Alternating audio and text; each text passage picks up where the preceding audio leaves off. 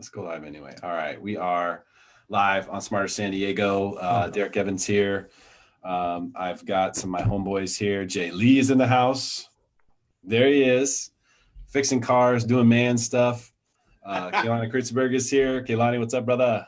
What's going on, man? It's good to be here. From ADUGeeks. That's right. ADU in it. So, Kehlani, people are familiar with Jay. I've had him on many times. ADU is a question that I get all the time. Jay, I'm sure you get it all the time too. Can I put an ADU here? How much would it cost to throw an ADU on this? Does this property qualify for an ADU? All these different questions, and there's a lot of moving parts. And I think people kind of got the macro news. And so we're going to dive into this today. But one of the things that Jay and I are very passionate about is helping to promote veteran business owners and entrepreneurs. And you're definitely one of those. 12 years in the Marine Corps. Thank you for your service, brother.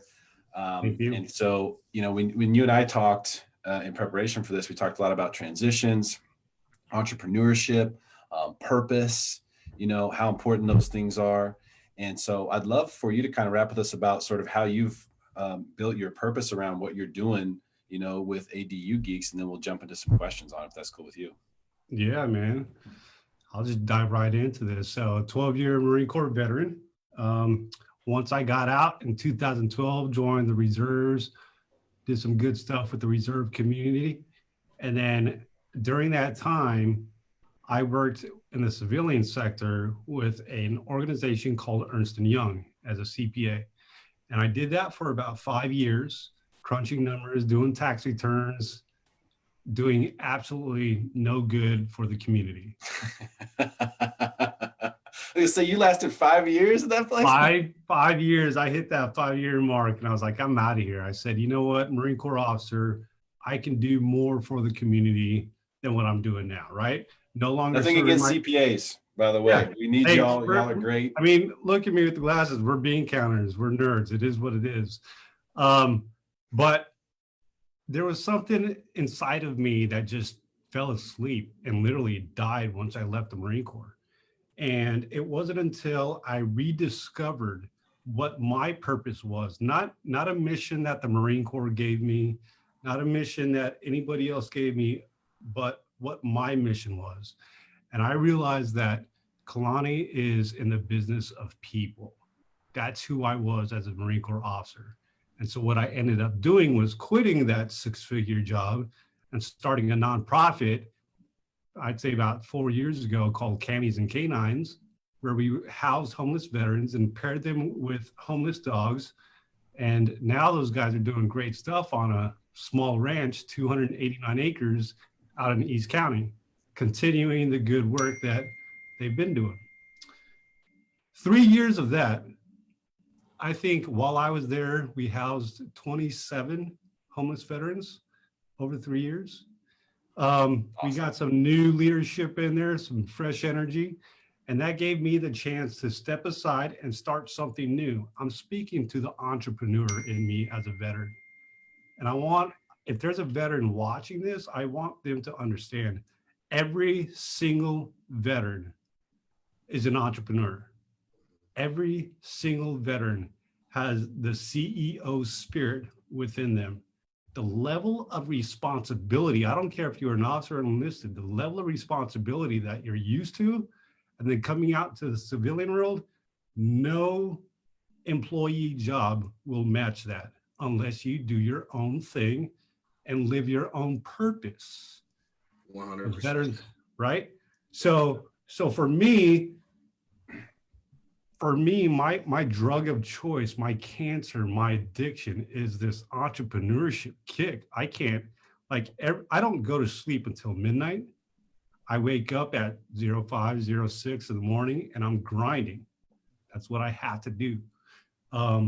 So after standing up the nonprofit successfully, here I am in the for-profit arena. I went from housing homeless to now building homes. It's a seamless transition for me.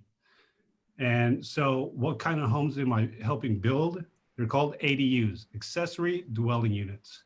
Basically tiny homes on your property. They could be in your backyard. We could convert your garage into a tiny home. We can convert your master bedroom into a tiny home. It really is that simple. But the reason why I got into this was purely by accident, to be honest with you. One day I was in my father's backyard on a ranch up in Riverside. We were throwing some horseshoes around. I said, Dad, you ever think about building a tiny house back? Yeah, you're laughing at me, Jay. There's people still play horseshoes. So I said, you ever think about building a tiny house back here? And he says, why the heck would I do that? And I said, well, you could finance this whole thing, rent it out and cash flow, pay your bills. And my father and my stepmom looked at each other, and right then and there, I found myself in doing my very first ADU project. Going through that process, I was deathly afraid to get the project wrong, to get the numbers wrong, because it was my dad's money. Yeah. Right. And I needed to make my father proud. So there was zero room for error on this. So what I ended up doing was diving as deep as I could into all the regulations I could find surrounding ADUs. And I started geeking out about this whole thing. And then one day driving down the 8 freeway, I'm looking into people's backyards and I'm thinking, why isn't everybody else building ADUs? Now, this was like a year and a half ago when San Diego was not yet making a whole lot of noise about ADUs. But San Francisco was. NorCal got hit hard 2 years ago with ADUs. So when I was looking at people's backyards and realized nobody else was doing it, I started asking around. And what I found was people either A, didn't know about the ADU opportunity, they didn't understand it, or if they did, they had no idea how to start or where to start. And in that moment, literally, ADUGeeks was born. And ADUGeeks is nothing more than a network of professionals who are hell-bent on leveraging this ADU opportunity to help homeowners build these tiny homes and make a better situation, a better financial situation, both for themselves, their family, and equally important for the community. Because let's not forget, ADUs, the spirit and intent of ADUs is to expand and increase the housing supply, right? Right now, supply cannot match demand. We're about 40,000 homes short, if not more. And we're running out of places to build. So thanks to our state leadership, they said, you know what? Let's turn to our homeowners. Let's allow these homeowners to build in their backyards, and we'll create homes that way. And so not only did they come up with a set of rules allowing homeowners to do that, they also came up with a set of rules that made it financially beneficial and enticing to motivate these homeowners. For example, a lot of building permits, a lot of red tape that you normally would have to go through at the city or the county planning or building department. A lot of that stuff is gone now, literally just gone. If you build that, right? Here's an example. If you build a unit that is less than 500 square feet, then you do not have to worry about paying school fees. Those are fees that you would have to pay outside of your permits for new construction. The magic number is $499. So you build a unit that's 499 square feet or smaller, and you don't have to pay school fees. Even better, development impact fees are waived. Now, every municipality is different. Okay, that's very, very important. Everybody's got their city of San Diego you're talking about. Yeah. So, Jay, that's probably bigger than most of the 2-bedroom houses in Metro. It's funny, man. I run across these issues a lot, Kalani. As a realtor and working with a lot of veterans, and trying to empower those veterans to make money, create income, right? Buy multiple units or buy a property that has the ability to make an ADU in the back. It's key to understand, the knowledge of the regulations that you have, because that does impact the pocket of, the veteran that's trying to cash flow a property, right? Because if you look at, like you just said, the developmental, impact tax and the school taxes, that's overhead, You know, you just have to look at that off the jump. That's overhead. That's something that's a cost to you as someone that's putting one in, and being able to waive that is awesome. Quick question for you. When you're doing these ADUs, and I know like Encinitas already has 3 different plans you can choose from. You can pick them up and they'll just stamp you. Good to go. Go ahead and build it. Now, I know other cities are working on that. What cities have that process already laid out to where you can just go pick a set of plans and your permit's approved? And which ones are still working on that? You know, I will say that San Diego County has pre-approved plans. I believe Poway does as well. To be honest with you, I don't work with those, and here's why. The truth of it is every single one of those pre-approved plans only gives you the 70% solution. If you pick up those plans and you read the fine print down at the bottom, that municipality clearly states, hey, this is not the complete set of plans. You still have to do X, Y, and Z. You still have to get engineering. You still have to do Title 24 calcs. You still have to get this signature, that signature. By the time you do all of that, you might as well have just gone with an architect or a draftsman, I'm going to talk about that, and just started anew and did your own thing.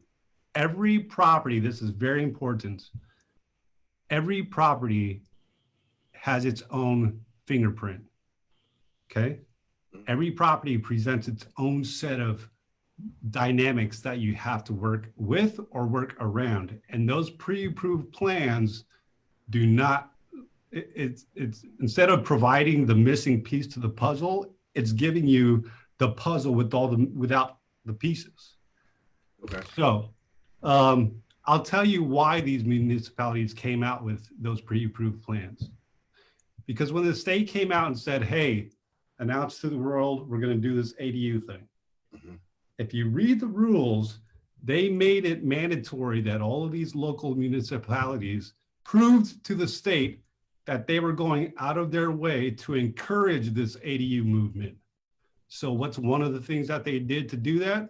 They came up with these pre-approved plans, showed California, hey, look at us, we're trying, but really it's not doing any homeowner any good.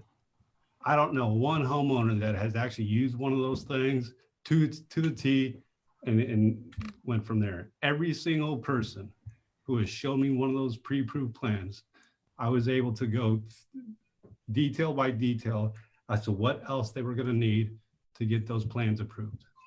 And it says it. I mean, don't take my word for it. Go to one of those sites, pull up the pre-approved plans, and read the fine print. It clearly states this is not the whole enchilada.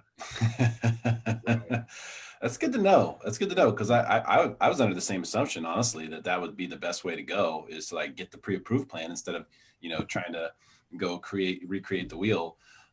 What is it? Here's what you can do though with those pre-approved plans. If you like the floor plans, great. Take that to an architect or a draftsman and show them, hey, this is exactly what I want, something like this. And then that gets your architect or your designer, whoever's designing your ADU, that gets them like closer to be on target with what your vision is, right? Which cuts down on their time. Less time for them means less expense to you as the homeowner. So Okay. One point I want to make very clearly, and if there's architects out there watching this, they're not going to be happy with what I'm about to say. You, the homeowner, do not need an architect for any ADU. Really? Yeah. No, you do not. So if you use an architect, then there's reasons why you would want to, and I'll share that with you. But straight out the gate, you do not need, legally, you don't need an architect to draw your ADU plans. You could use a draftsman. If you use an architect, budget 5 to 10 grand straight out the gate, just for them to draw up the plans, okay?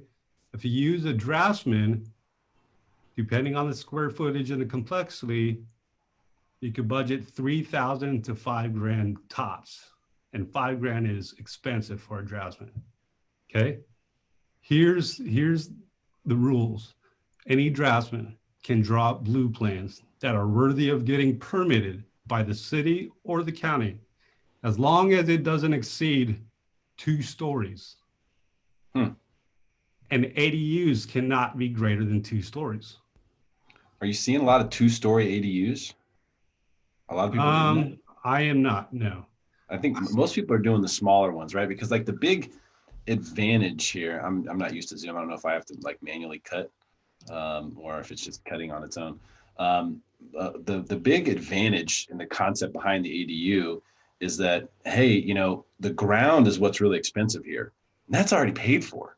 So if you just have to pay for the abode, then man, you're just going to instantly make money on that because you've already got the ground, and it's maximizing, you know, the use of the ground, which is the really expensive piece of all this.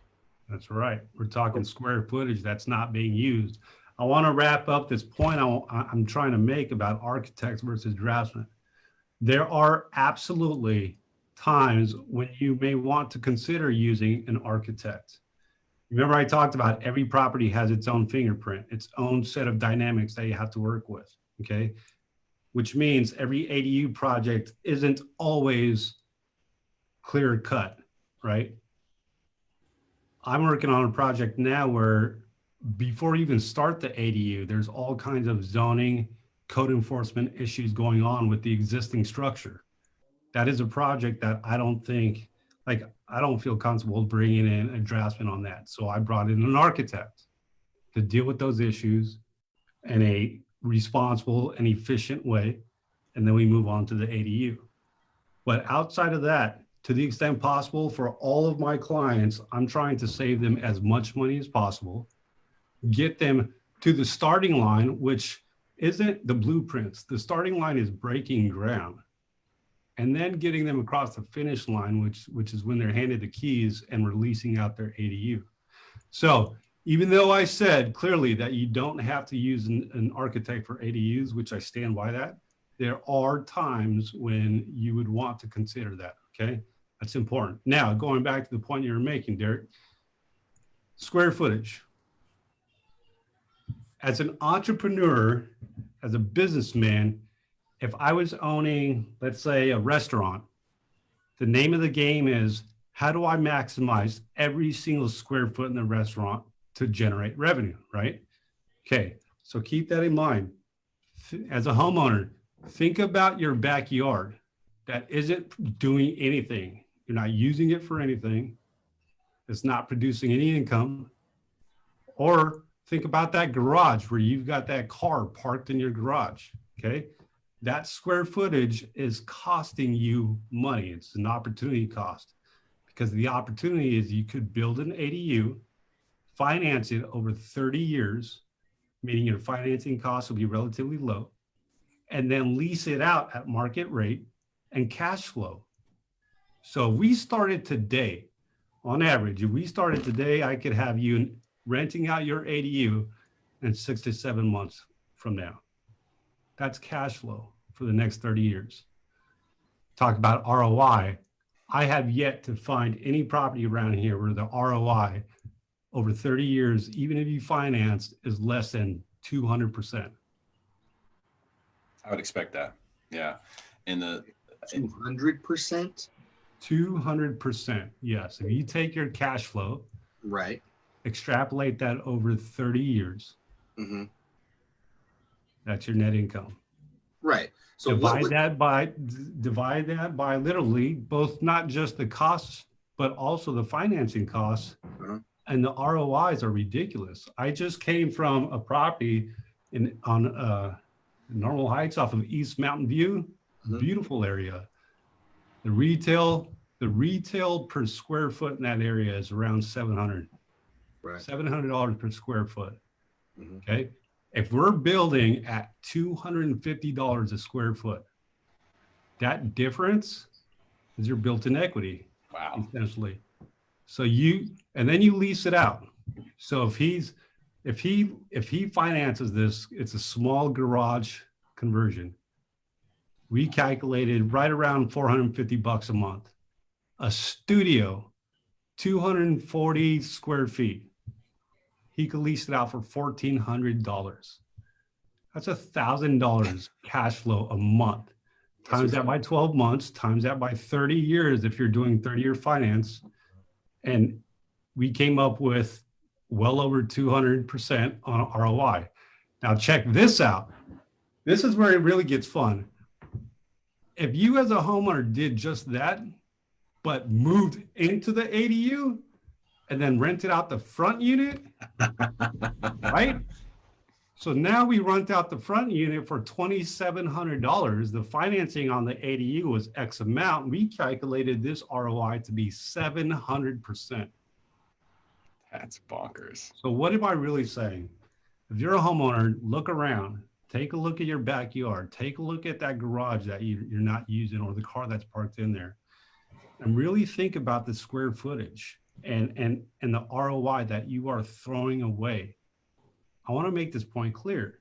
When it comes to ADUs, you as a homeowner simply cannot afford to not do this. Now let's talk about that. How easy is it to execute something like that? I mean, so you've got me sold. I want to do it, the backyard, the garage, whatever it is. You know, when you're talking about financing on these things, I mean, how much cash out of pocket does somebody need to bring to the table? How much, you know, because I immediately go to people who are active duty and who have, you know, good BAH and could, you know, potentially, you know, we can get them into a home or get them into a multi-unit. But then when we're going to add to it, you know, how are you normally setting up financing and stuff like that for those? Well, there's a million different lending vehicles, and I want to make clear on camera, I'm not the lending guy. All right. That's me. I can, yeah, that's Derrick. I could tell you what I'm seeing out there. All right.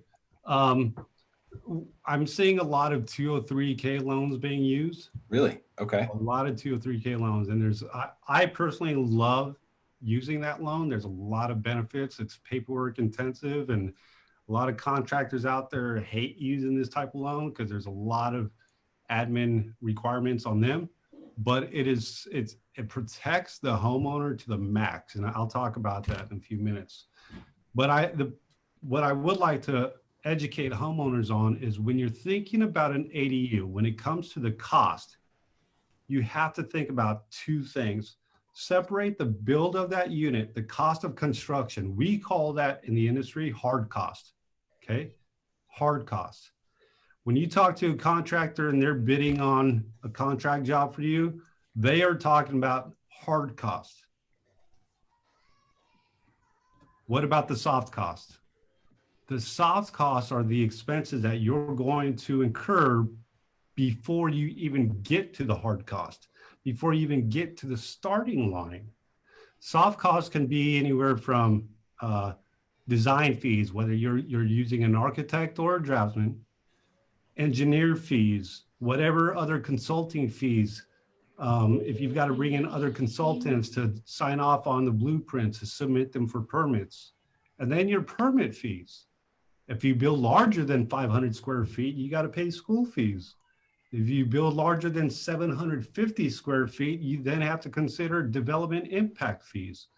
A lot of these soft costs could be anywhere from 15 grand all the way up to 40 grand, depending.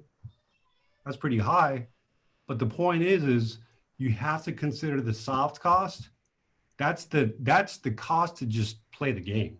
That's the cost to just get to the starting point. But this is where you consult, right? So if I'm interested, I send Jay and I know a lot of people. I know we're going to send people to you for sure. We're going to support your business, no question. You know, that's where you come in, right? You consult on that and lay out the options once you get a lay of the land. Yeah. Yes, absolutely. Great question. So what I do is, as an ADU consultant, an expert, is I help these homeowners understand the big picture before they even get engaged with such a project. I have witnessed people get into an ADU project and they're 5 grand, 10 grand into this thing, and there's no way out. They're suddenly being told they've got to pay school fees. They're suddenly being told they've got to pay all these other fees that they didn't know about. They're suddenly being told, true story, I got a project dumped on my lap. And I say that knowingly. Somebody promised this person, we can do a above garage ADU for $90,000. Okay. First of all, that was the contractor talking. So what did that contractor not say? What did I say earlier? The soft costs. Who's paying the design fees? How much are the permits? This person didn't even consider any of that. But she got strung along for a solid 6, 7, 8 months by this contractor who made her feel that this dude could build the Eiffel Tower in her backyard. Here's the problem, the real problem. When you're doing an above garage conversion, there are other factors that come into play that impact the cost. Bottom line, a 2-story construction project, the second story, you might as well just double the cost. Okay. Really? Yeah. What it costs to build a single story unit is not the same cost to build a second story unit. Interesting. Yeah. So here we had an existing garage. Oh, this is simple. Let's just build on top of it. Okay.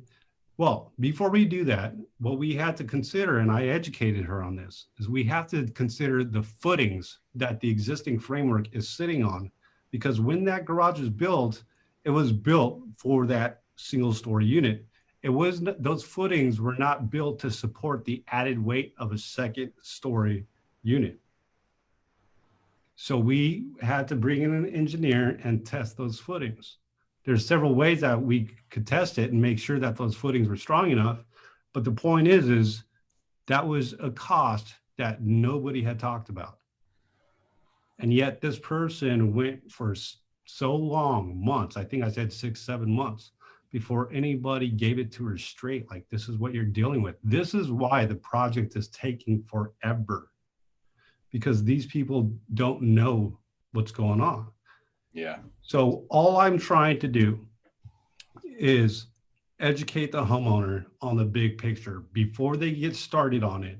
This is the feasibility of the project. And I break it down for them. I can tell you, based off of your vision, based off of all the zoning regulations and rules that govern your area, this is what the hard costs are going to look like. This is what the soft costs are going to look like. If you can swallow that pill, then we're good. I would highly encourage you to move forward because of that ROI we talked about earlier. But if you can't afford the soft costs and the hard costs, then we have to have the financing discussion, right? Yeah. And we I'm bring wondering back, like, too, Jay, I'm sitting here thinking about the VA renovation loan. Because I mean, you know, so the programs have the VA renovation loan is kind of on pause right now, but before coronavirus, we had no limit on the amount for the renovation loan. It just had to be the proposed after, value. But once the improvements have been made, the after improvement value you could borrow up to that amount. So the hard part with the VA renovation loan is that people always want to do stuff that doesn't increase the value of the home. So, they want to put up a fence or, redo the kitchen, things that you can't really justify a higher appraised value. So it's harder to make it make sense. But with this, we can make this make sense all day with the VA renovation loan. Yeah, I don't know if it'll fly because it's not part of the home already. Because usually the VA renovation loan is to buy a fixer upper and to take. That's what it's designed for sure. Yeah. So maybe we can wing it. What about if the unit is currently attached to the main home? I don't think it can be used for additions. It has to be made for improvement. So if there's holes in the floor and missing insulation and a bad roof, those kind of things, I know the VA renovation loan can be used for, but I would have to dive into it. And looking at the guidelines right now. Yeah, I thought you were just thinking. I'm not the lender, but I'm fairly confident that perhaps not a VA renovation loan, but that 203K loan. 203K. Yeah. If it is like for example, if the garage is attached to the main home, then we can wrap that in. Right. And Yeah. and what's really cool is we get to use the future value of the house, right? Right. Exactly. They're both Govy. They're the same product basically, but one's just designed for FHA, one's for VA.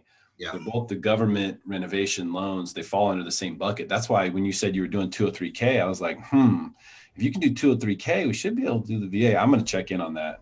That'd be a huge deal. We might be able to rock out with the garage conversion because we're not adding square footage. But I think if we're gonna like adding something in the backyard or adding on top of the garage, I think that's going to be difficult. But I mean, hey, the VA is the one that's going to give us a yes or no, right? Yeah, I'm gonna check in on that. Yeah, we're gonna have to dive into that. So, Kalani, man, quick question for you. We talked about financing. We talked about the amazing ROI that we get from ADUs. What is the cost? The hard cost, right? Great. And the soft cost combined. Because when you said you could build for, $250 a square foot, I did a little calculation. I looked down real quick. I don't know if you saw it, but I came up with $124,000 and change. That's at 499 square feet at $250 a square foot.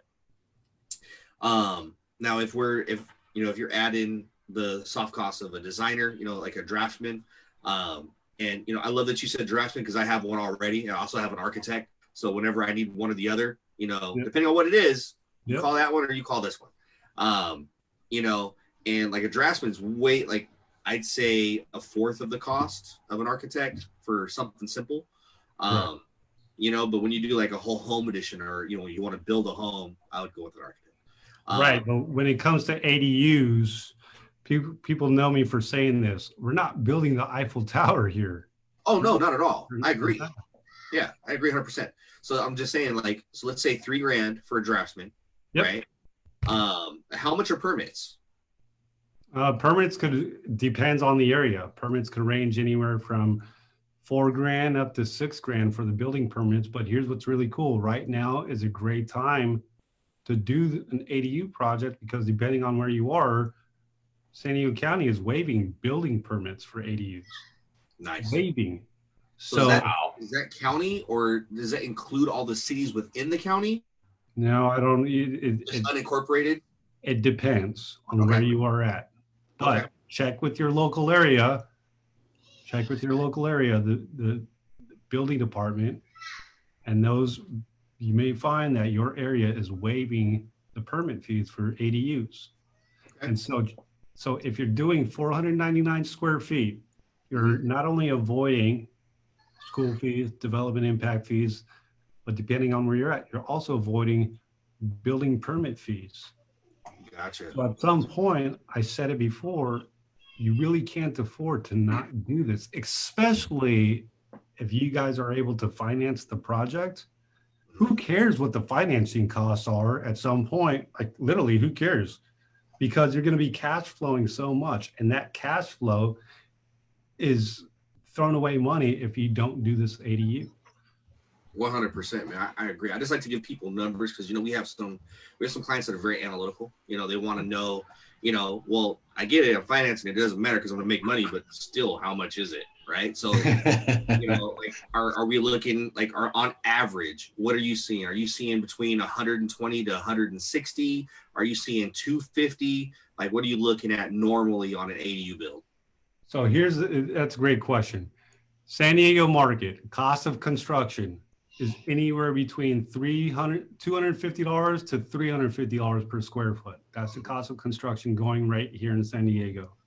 For ADUs, at least when I'm doing them, we do not exceed $250. Okay. So I've done ADU projects anywhere from $210 all the way to $250 a square foot. Okay. Now, if we're doing a garage conversion, that could it could be anywhere from $190 a square foot all the way up to $250 a square foot. It really depends. The unique thing about garage conversions is this. Yes, you already have the shell, right? You've got 3 of the 4 walls that you need. But 9 out of 10 times, that garage is so old after we run the numbers, it is way cheaper and quicker to just demolish it and start anew. Really? Give the contractor a blank canvas to work with, and you're going to save on man hours because it'll only take a day to demolish the garage. But if you don't, and you try and have some contractor like piecemeal this thing with the existing framework that may be rotting, and then they got to dig through the foundation to get the plumbing right, and then the footings aren't right, and like all kinds of stuff. If you make them go through that mess, they'll do it. But now we're talking man hours and material. So at some point, I know it sounds crazy, but it is way cheaper to just demolish the existing garage and start anew. Gotcha. And that makes total sense. You know, coming from a real estate investor aspect, right? Yep. You know, sometimes it's better just to knock the whole thing down and start from scratch. Absolutely. And then the other thing is every garage, the slabs are not flat. No, every garage has a slope. So guess what we're going to be doing? We're going to be flattening out that slab, right? And which is doable. And you could float the floor as well. That is also possible. Many ways to crack that nut. But you really want somebody to come out to your house and take a look at what you're working with and give somebody the opportunity to give you the complete picture. What's the cost, the hard cost versus soft cost? How long is it going to take? How long is it going to take for the design phase, the permit phase, then the construction phase? That's a huge piece. You know, I had a client who was getting ready to get married in October. And so that was a situation where, yeah, the budget was important, but the other thing that was important is we needed to like work around this whole wedding thing, right? So it was important for her to know what the timing was, right? Also, somebody should be able to tell you, you want to know what that cash flow position is before you start a project like this. You absolutely need to know, because that is the thing. That is the thing that you want to hang your hat on as to whether or not you start the ADU project and when. And there's two financial benefits. There's your cash flow. That's the money you're going to see every month after you pay expenses. And then there's an increase in your equity. That's what I call the safety net, because the rental market rate can fluctuate up and down, right? But I promise you, the value of your property is going to increase because we're adding livable square footage. So even if we convert your garage, I've had this question come up. Yeah, but I'm losing my garage. The functionality of a garage, isn't that going to decrease the value of my property? Like, okay, yeah, by that standard alone, yes, you are losing that functionality. However, you are adding a whole completely separate livable unit. And that by itself, coupled with the fact that you just turn your property into a revenue generating property, is going to increase the value, guaranteed. Of course. What about this? I've got one. Oh my bad. I've got one question on my must ask list that I haven't got to yet, Kalani. There's a lot of these like prefab ADUs, and a bunch of them are being manufactured actually right up in Orange County. Like the 5 big manufacturers are all right up there. Yep. These prefab ADUs, you know, online look super sexy. You know, they're inexpensive. They seem to be, you know, in good shape. Because I'm trying to get ahead on this VA renovation loan thing now that this kind of drew me back to this. If somebody had something like that, or even a shed, or, you know, we're talking about a garage, I mean, some sort of structure, it's there, you know, first of all, do you have experience with the prefab ADUs? And I mean, are those legit? Like, is that a legit option for people? Absolutely. Absolutely. And there are companies out there that will go out of their way to tell a homeowner prefabs are not the way to go. And 9 out of 10 times, those companies will say that because they're in the business of designing or building stick buildings, right? From the ground up. I'm telling you as a homeowner, depending on what your vision is, depending on your area, a prefab unit might be the answer, might be a better answer than a stick build. So what are the pros and cons to a prefab ADU? Well, speed, okay? While you're dealing with, imagine if it's raining, imagine if it's bad weather. Doesn't matter, your unit is still being built in a warehouse. Nothing's stopping that. Not to mention, there's less construction on your project site. That's a nice convenience. Yeah. Right? You can custom make these prefabs how you want. And yes, they are a lot less expensive than a stick build, a lot less expensive, mainly because it's a cookie cutter approach. If you haven't been to a prefab warehouse, a manufacturing plant, I highly recommend that you do. It's so impressive how they do it. They make it look so easy.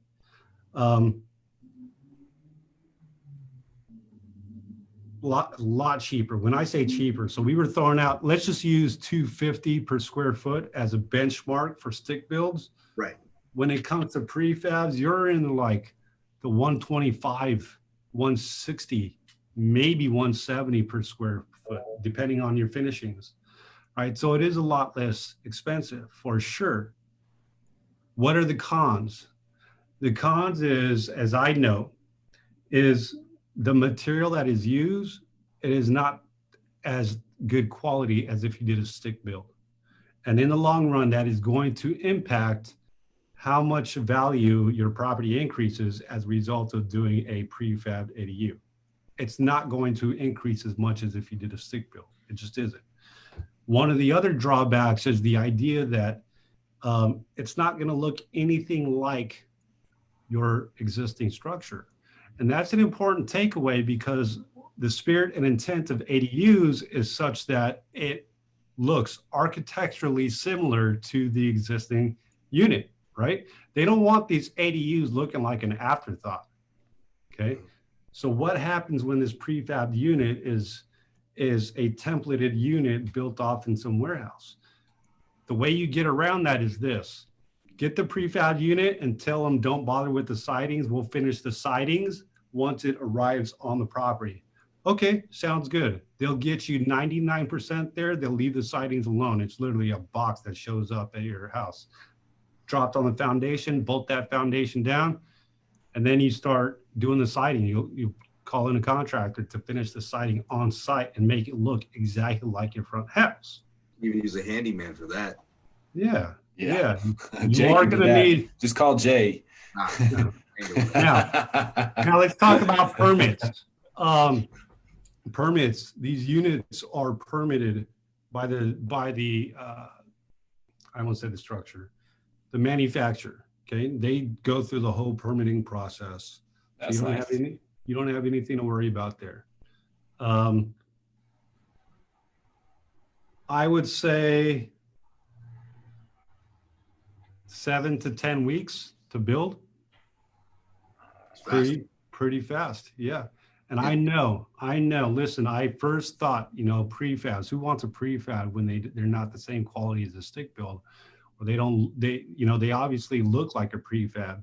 And when I went to that manufacturing plant, when I started working with prefab dealers, I realized once I got educated, these things are awesome. In fact, that's the type of unit. They look awesome, and they look, they feel, they smell awesome. They feel just like a regular home inside. And from a renter's perspective, I promise you, it's not going to impact your rental income. You got 1,000 square foot, 2-bedroom, 2-bathroom for rent, I will pay X amount. I don't care if it's a prefab or what. What's more important is the area. So at that point, a prefab situation isn't really a factor. Where do I see a lot of prefabs being used? Out in the outskirts.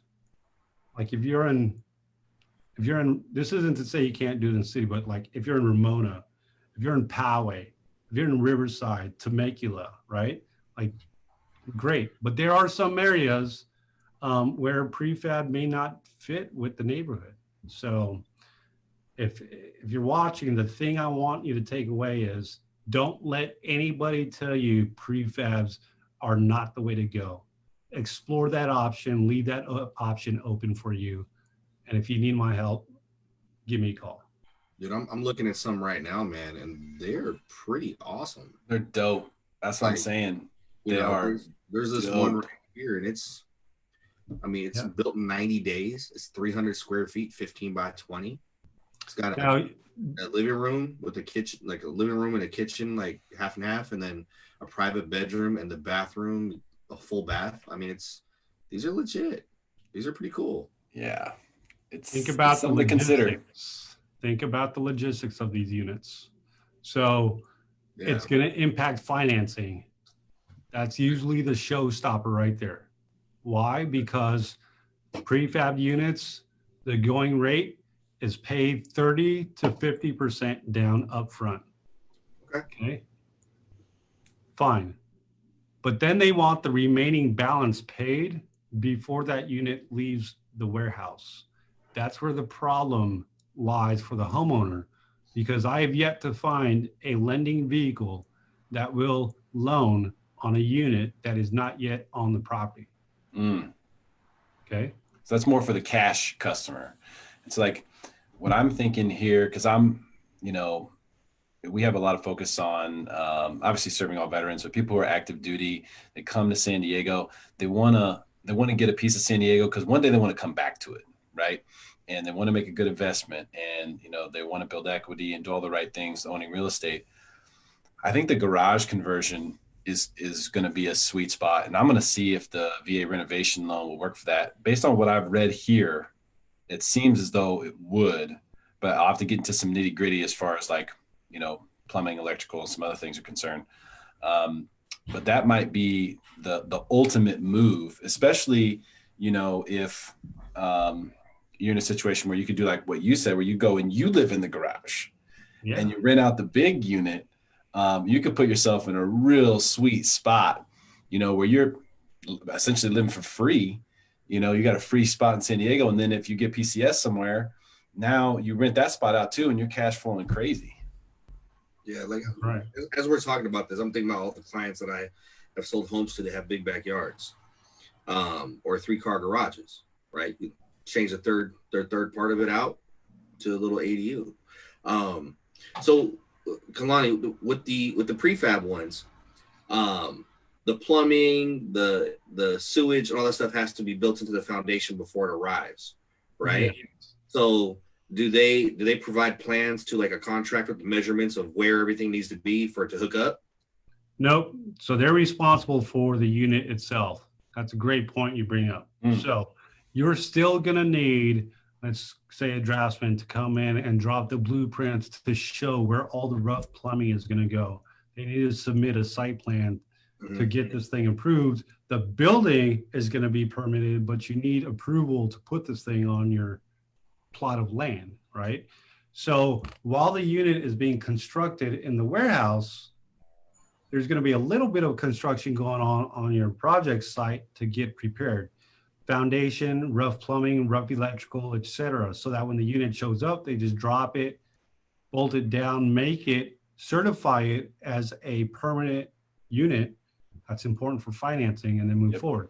So who's going to certify, who's going to do that work? It's a very special contractor, somebody who's got a C47 license. C47, what is that exactly? C47 is your mobile home contractor. Oh, okay.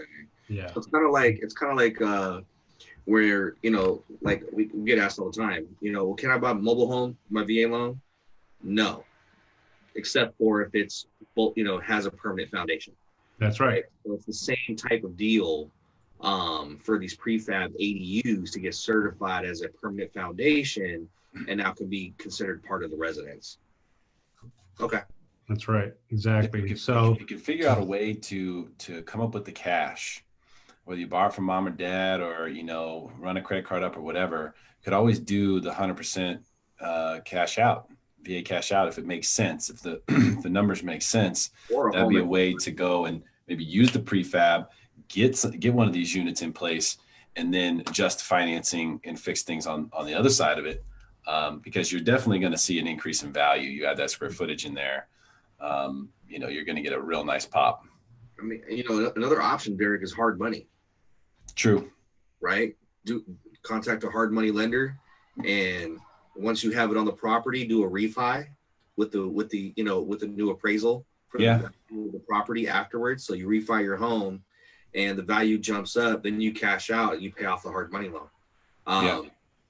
Also, if somebody has equity, they can just do a home equity line of credit. They don't even need to. Right? I mean, there's so many options for our clients and for our members and our military members and everything to get in touch with Kalani and get running, man. This is great content, Kalani. I'm impressed. So your company, basically what you do is you have a large network of contractors, draftsmen, and all these people, and you're kind of like the project management side of things. I'm taking it. Yeah, you could see me as a project manager, the ADU expert that's going to quarterback this whole thing. So you can absolutely do it yourself. You 1000% do not need a guy like me. But if you don't know what you're doing, you'll find yourself doing a project like this for 9 months or greater. True story. Somebody had been in a project like this for 9 months and didn't even get to that starting line where they could break ground. They just wanted to get there. But every step of the way, they just kept tripping over things that they didn't know. Allow me to come in and educate you on what the big picture is. And if you want me to break it down in writing on paper, what all your hard costs, soft costs are, what the timeline is going to look like, what your cash flow projections could look like, what your ROI is going to look like, and something that you could hang your hat on, let me know. That is something I specialize in. And that's what I call the feasibility study. I provide you a feasibility report and some possible floor plans to help you get your creative gears turning, right? And then if you want to move forward, if you want me to quarterback the entire thing so that we could get you to the starting line and then to the finish line, to the point where you could start cash flowing, then that's when I come in as a consultant, and that's what we specialize in. And yes, to your point, ADUGeeks is a network of professionals who specialize in ADUs, designers, contractors. We've got interior design. You don't want me doing the interior design. We've got the duty expert in that matter. So, but using our network, overall, your overall cost is going to be reduced greatly than if you piecemeal this thing by yourself, because we're doing these ADUs on a volume basis, right? So our designers, our contractors are able and willing to reduce their profit margins because they know coming through ADUGeeks, this is a volume thing. Yeah. Right. What's funny, man, is I have an ADU for sale coming on the market. Okay. Really? Yeah, man. So this is what happened. It was so I can't promote it because it's against NAR regulations. So I'm not going to give an address. I'm not trying to do anything. This is kind of funky. So it's the complete opposite of what normally happens in real estate, right? You normally sell a house with an ADU. So I'm selling a lot with an ADU because the original house burned down. So all that's left is the ADU and the lot that used to have the other house on it. And it's actually 2 addresses. So I don't even know if it's an ADU or just a second unit.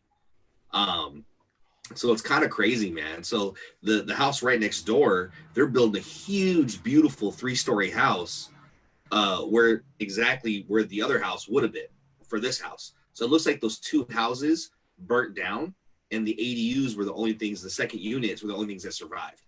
And, it's just, I went to go on the listing appointment. I look at the house and I was like,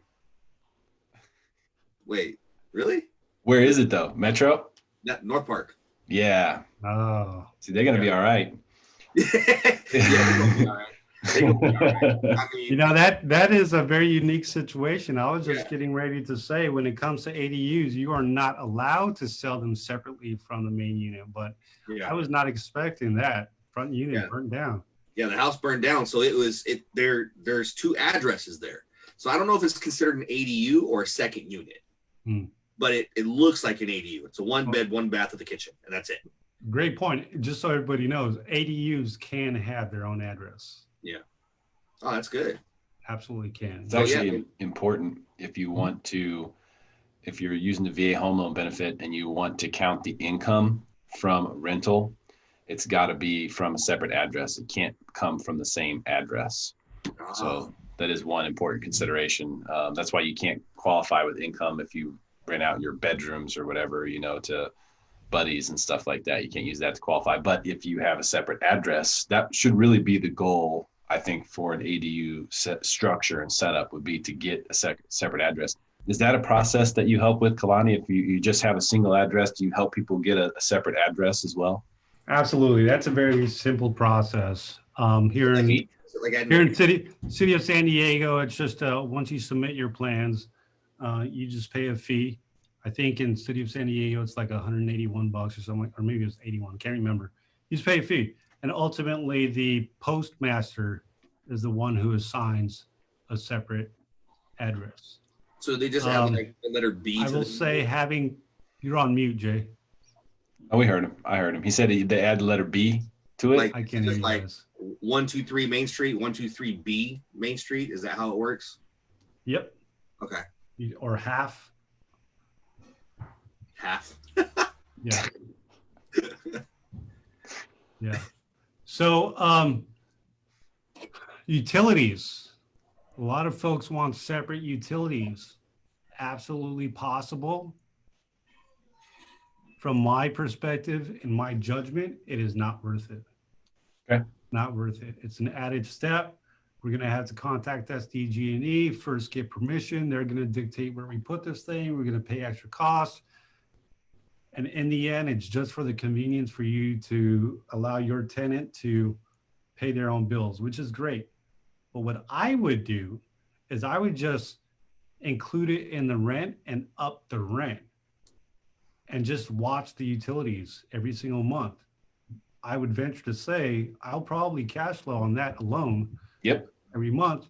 And there might be 2 months out of the year where I don't cash flow, right? Probably the summer months, but I'm getting them solar. It's just there you go. Hey, so speaking of solar, when it comes to ADUs, folks need to understand that if it is new construction, if it is a brand new stick build, new construction, separate, detached from the main unit, you're going to end up with having to have solar on your ADU, on your detached ADU. There's no rule that says detached ADUs has to have solar. I've heard that rumor going around. There's nothing out there that says that. The issue is this: with the new Title 24 energy compliance rules that are out there, it is almost impossible to meet those requirements without having solar on your new unit. That's what it is. That's interesting. So if I already have solar on my house, right? So if it's already there and I powered my house off of solar already, do I still have to add solar panels to the unit if they're coming off my line and not off a separate meter because I'm already solar powered, or can I just that new unit has to have its own independent solar panels? Really? Okay. Yes. Can they be on my house because I'm taller? I believe so. I believe so. As long as it's powered by solar, it doesn't matter where the panels are. Yeah, the requirement is the new construction has to have its own independent solar energy. Okay. Yeah, I just put it on the top of my house because, I mean, you know, think about it. If it's in the backyard, it's going to hit shade because my house is going to block some of the sun, right? Yeah, makes sense. So just put it on top of my house and have it run a conduit down and over to the property. That's most definitely. You know, makes total I'm just thinking of all the, you know, logistics behind everything and, you know, how I can present this to my clients who already own homes who could definitely cash flow off of these, you know, because, you know, being military, man, we have buddies that come in and out all the time, right? Right. Some leave their families behind and don't want to bring them out here because they have some, college or school or a certain activity or grandparents back where they are, and they don't want to separate them from that. So they geo batch. That way they can just hop in with a friend, pay that $1,000 a month. They're still pocketing, $2,000 a month on BAH, right? On top of the 1,000, right? Because out here in San Diego, it's 3,200 for E6, E7, right? So they're paying, $1,100-$1,200 a month to rent an ADU, and the homeowner's collecting that money. So it's a win-win, and you got a buddy as a roommate. Exactly. Love it. I love it. I knew the wheels would get turning. I knew it was going to happen. They're spinning, bro, already. They're spinning. Kalani, we've taken a lot of your time here, man. I really appreciate you taking this deep dive with us. Is the best number for people to reach you at that I should put on the post, the one that's on the ADUGeeks.com website? Yes, it is. And I would encourage people to get whatever information you need from my website, ADUGeeks.com. Leave me your name, your number, your email address, and I'll make sure that you're updated with all the new ADU rules. And I'll reach out to you and provide you a free consultation. Listen, you've heard me spit a lot of knowledge about ADUs. I treat every single one of my projects like it's my dad's projects, with pride and a lot of scrutiny. Okay. What does that mean? Over the past year and a half, almost 2 years I've been doing this, I've acquired a lot of knowledge. If it's in my head, it's free to you. When I got to go research and stuff is when I start charging. So let's have that initial conversation. Let me get you going, and then we'll figure out what the next steps are. I will meet you wherever you're at. I could take on the entire project, so you only have to deal with one person, or I can help you quarterback and piecemeal this thing. It's totally up to you. But the starting point really on any ADU project is understanding the feasibility of the project. So allow me to do that feasibility study for you. Brilliant stuff, man. That's free, right? That's a killer offer, bro. Killer offer, extreme value, leading with value, veteran entrepreneur, somebody who can, also inspire, I hope, some people who are seeing this, on YouTube and just out there online, that, man, there's a lot of possibilities out there. You can do anything you want, man. If you put the hustle behind it, you've definitely got the ability to make it happen. Jay Lee, thanks for jumping on here with us, brother. I appreciate you. I knew you would have some great stuff to add into this. You guys have a great night out there. Call Kaylani if you have questions about ADUs, ADUgeeks.com. Get it. Thanks, Kaylani. Appreciate you. Thank you. Peace out, All right. fellas.